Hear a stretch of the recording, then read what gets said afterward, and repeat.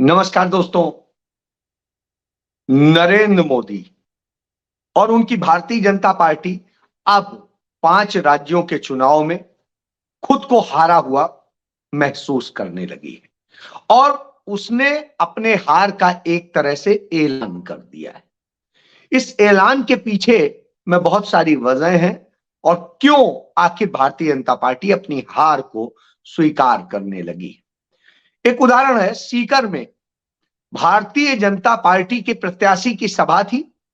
उस सभा में नारे लग रहे थे और उन नारों में कांग्रेस पार्टी के प्रत्याशी के लिए नारे लगने लग गए। यह स्थिति तमाम जगह देखने को मिल रही है। आज बीआरएस के एक एमएलए तेलंगाना में कांग्रेस में शामिल हो गए। लगातार ये चीजें चल रही हैं और ये रुक नहीं रही हैं। एक दिन का खेल नहीं है, लगातार इस तरह से चल रहा है। और यही स्थिति हमने मध्य प्रदेश में देखी थी और यही स्थिति हमने छत्तीसगढ़ में देखी थी। मिजोरम में तो वहां के मुख्यमंत्री ने साफ साफ कह दिया था कि नरेंद्र मोदी हमारे यहां प्रचार करने ना आ जाए, नहीं तो बुरी स्थिति होगी। मैं उनके साथ में मंच शेयर नहीं कर सकता हूं, भले ही मैं उनके साथ हूं गठबंधन में। तो हालात ये हो गए हैं कि नरेंद्र मोदी को अब उनके सहयोगी भी पनौती मानने लगे। बहरहाल राहुल गांधी ने पनौती क्या कह दिया, उन्होंने नाम नहीं लिया था नरेंद्र मोदी का।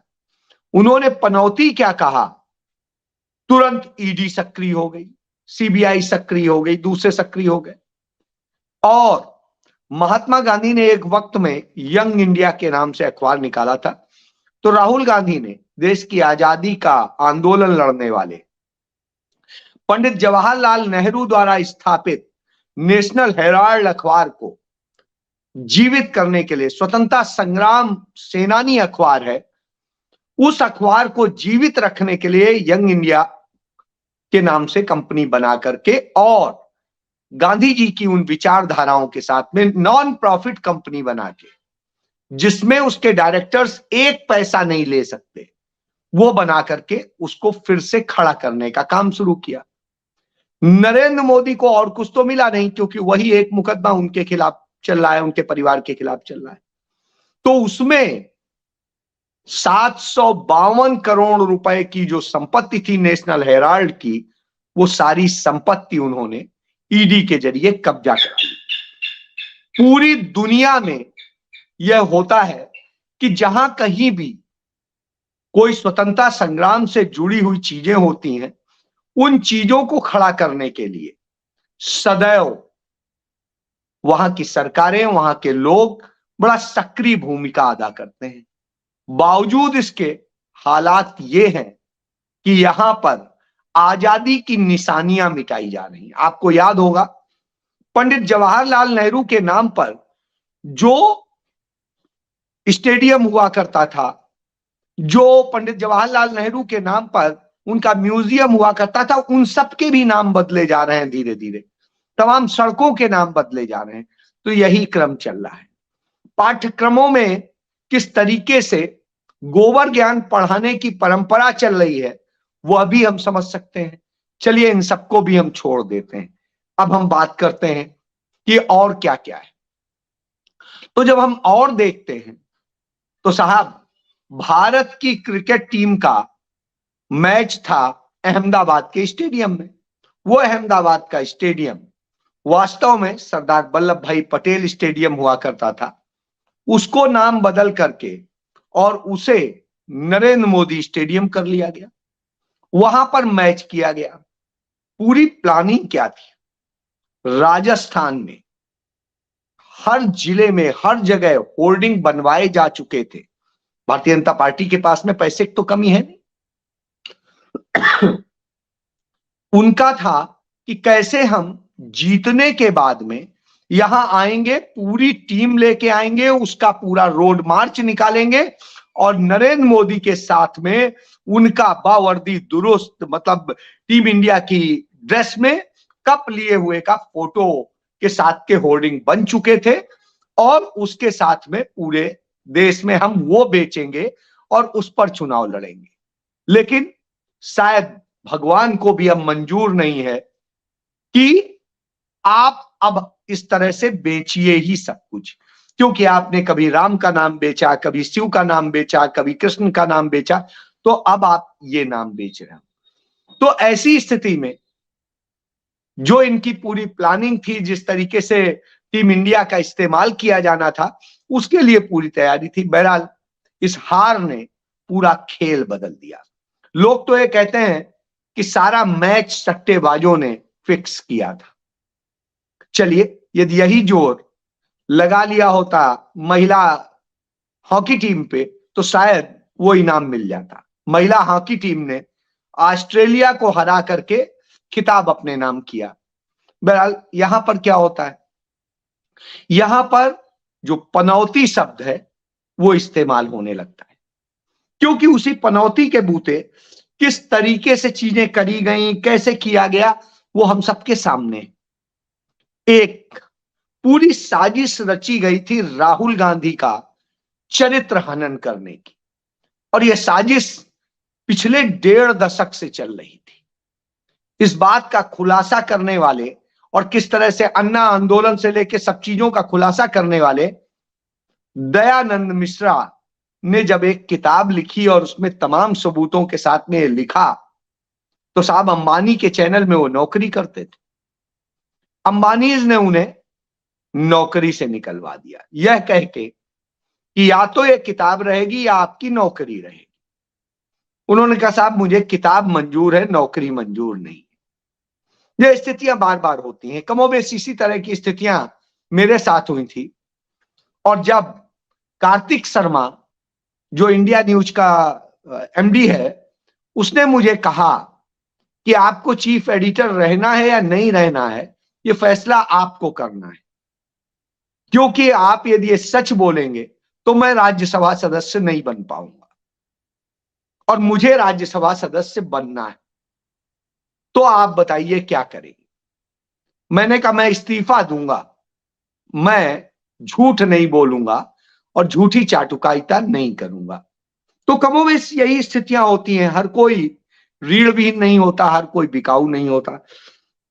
तो उन सब के कारण से ये स्थितियां पैदा होती। मैं जब इन चुनाव की बात आपसे कर रहा हूं तो उसी पे आता हूं कि किस तरीके से तमाम जगह पे चुनाव में जो नैरेटिव किए गए थे, जिस तरीके से कन्हैया लाल जिसकी हत्या की भारतीय जनता पार्टी से जुड़े हुए लोगों ने, उसके पदाधिकारी मुस्लिम लोगों ने, मुस्लिम मंच के लोगों ने उसको किस तरीके से एक साजिश की तरह से इस्तेमाल चुनाव में किया जा रहा है, यह देखने में आया। और उसका इस तरह से कहा जा रहा है, भारतीय जनता पार्टी के तमाम जिम्मेदार नेताओं, पहले कन्हैया लाल को याद कर लेना, बिल्कुल याद कर लेना। उस कन्हैया लाल के मुलजिमों को 10 घंटे के भीतर गहलोत सरकार ने गिरफ्तार किया था। उसके दोनों बच्चों को नौकरी गहलोत सरकार ने दी और उसको इंसाफ दिलाने के लिए, कंपनसेशन देने के लिए कांग्रेस की गहलोत सरकार ने ही उस पर भी की। तो यह होता है। लेकिन आपने क्या किया, आपने सत्ता के लिए पुलवामा कराया, आपने इसके अलावा तमाम सर्जिकल स्ट्राइक के और दूसरे ड्रामे किए, और वो सारे ड्रामे अब जनता के सामने आ चुके हैं। उनमें सब में पता चल चुका कि आपने किस तरीके से झूठ बोला, किस तरीके से बेचा, सेना को बेचा, और सारी चीजें आप बेच रहे हैं। अभी भी आप कमोबेश उसी तरीके से कर रहे हैं। अब आप तमाम तरीके से सरकारी मशीनरी का इस्तेमाल कर रहे हैं, तमाम लोगों को, सरकारी लोगों को प्रचार के अभियान में लगा चुके हैं, क्योंकि आपको खतरा लग रहा है यदि ये 5 राज्यों के चुनाव आप हारते हैं तो आपका लोकसभा चुनाव हारना तय। इसलिए आप इस तरह की साजिशें रच रहे हैं। अब आता है कि आखिर ये साजिशें कैसे रची जा रही। ये साजिशें ऐसे रची जा रही हैं कि सांप्रदायिकता का जहर बोया जा रहा है, उसके तमाम किस्से बनाए जा रहे हैं, झूठ परोसा जा रहा है, और तमाम सारे मंदिर और दूसरे नामों से किस तरीके से चीजों के पंपलेट बांटे जा रहे हैं। इसके बाद में यह भी पता चला आपके यहां अडानी अंबानी जैसे आपके जो पूंजीपति हैं उनके जरिए किस तरीके से पैसे के भी बांटने का काम चल रहा है, क्योंकि सबको पता है यदि सरकार बदली तो साहब इनके हाथ से भी बहुत कुछ छीनेगा और वो गरीबों के हाथ आएगा, क्योंकि राहुल गांधी कहते हैं कि वो इन सब का पैसा निकाल करके वापस गरीबों को जो उसके हकदार हैं उनको दिया जाएगा। तो यह सब आपके लिए चिंताजनक हो गया है। आपने अब तक जिस तरीके से प्रचार का और दूसरा खेल किया है, नफरत का खेल किया है, वो देश के सामने है, उसके लिए किसी सबूत की जरूरत नहीं है। तो जब ये हालात हों तो निश्चित रूप से यह बनता है कि आप आखिर कैसे चुनाव जीतने का खेल कर रहे हैं, क्योंकि राजस्थान में सदैव सत्ता चेंज होती रही है, लेकिन ये पहली दफा है कि वहां ऐसा मुकाबला है कि लोग कह रहे हैं अब रवायत जो है पुरानी वो बदलने जा रही। और रवायत क्यों बदलने जा रही है? क्योंकि कांग्रेस की सरकार ने वहां पर जनता के लिए काम किया है। आपने केंद्र की सरकार में रहते हुए 9.5 साल में पूंजीपतियों के लिए काम किया, कुछ और खास लोगों के लिए काम किया, यही वजह है। और भ्रष्टाचार की बात करें तो जो भ्रष्टाचार आपकी सरकार में हुए वो भारत के इतिहास में कभी नहीं हुए। ये सारी चीजें सामने आ चुकी हैं और उनके आने से आपको घबराहट, इसलिए आप जहर भी बो रहे हैं और आप कांग्रेस के नेताओं को लड़ाना चाहते हैं। लेकिन ये ऐसा मौका है कि जब कांग्रेस के नेता जो कभी एक दूसरे से बहस भी करते थे, लड़ते थे, तमाम चीजें थी, वो एक होके खड़े हो गए और उन्होंने कह दिया है हमारे घर की लड़ाई हम निपट लेंगे, आप अपनी लड़ाई देखिए, हमारा भविष्य तो कांग्रेस में ही सुरक्षित है। यही वजह है कि कांग्रेस कॉन्फिडेंस से भर गई है और भारतीय जनता पार्टी में बिलबिलाहट, घबराहट, और इसीलिए उसे अब जनता भी पनौती कहने लगी है और यह पनौती अब देश की पनौती कहलाने लगी है और यही अब पूरी दुनिया में ट्रेंड हो रहा है। तो पनौती इस देश का भला करेगी या देश की सरकार बनाएगी, या सरकार आपकी बनेगी यानी जनता की बनेगी, और जनता की सरकार बनाने के लिए इस देश की जनता अब लड़ रही है, कांग्रेस नहीं लड़ रही। तो जो ये लड़ाई है वो राहुल गांधी की अगुवाई में हो चुकी है और राहुल गांधी आज राष्ट्रीय हीरो की तरह से, क्योंकि वो आपके ईडी से नहीं डरते, वो सीबीआई से नहीं डरते, वो इनकम टैक्स से नहीं डरते, वो आपके जेल से नहीं डरते, आपकी जो कंगारू अदालतें हैं उनसे नहीं डरते, और उनको आपने जो करना था वो आप कर रहे हैं उनके खिलाफ, लेकिन उन पर असर नहीं पड़ रहा है क्योंकि वो बिकाऊ नेता नहीं है। यही बात सुप्रिया सुले ने कही। उन्होंने कहा कि राहुल गांधी जैसा बहादुर, ईमानदार और सच्चा नेता, समर्पित नेता कोई और अब देश में नहीं। तो यह बात वो भी कहते हैं और यही बात शिवसेना के संजय राउत भी कहते हैं।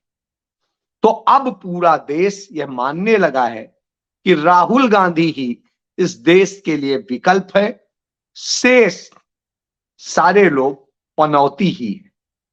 तो साहब अब पनौती इस देश को नहीं चाहिए क्योंकि उसने बहुत भुगत लिया है। इसलिए अब राजस्थान में, तेलंगाना में और बाकी राज्यों में कांग्रेस आ रही है। यही डर भाजपाइयों में समा चुका है और इसके कारण से उनकी बिलबिलाहट, उनका गुस्सा, उनकी गालियां निकल रही हैं। इसीलिए नरेंद्र मोदी को अब मनमोहन सिंह जैसे शरीफ और विद्वान व्यक्ति के प्रति भी गालियां आ रही हैं। तो यह समझा जा सकता है। जय हिंद।